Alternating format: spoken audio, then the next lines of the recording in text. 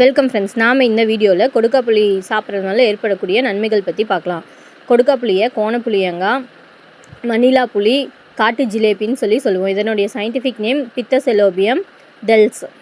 கொடுக்காப்புளியில் vitamin C அதிகமாக இருக்கிறதுனால நோய் எதிர்ப்பு சக்தியை அதிகரித்து சளி, காய்ச்சல், இருமல் போன்ற பருவகால நோய்களை எதிர்த்து போராட உதவுது.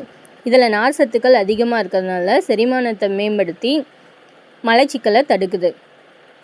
இரத்த சர்க்கரை பிளட் சுகரை ஒழுங்குபடுத்தி நீரிழிவு நோயை கட்டுப்படுத்துது.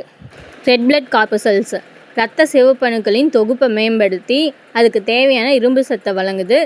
இதில் உள்ள ஆன்டி ஆக்சிடென்ட்ஸ் கொலஸ்ட்ரால் அளவை கட்டுப்படுத்தி இதய நோய் அபாயத்தை குறைக்குது.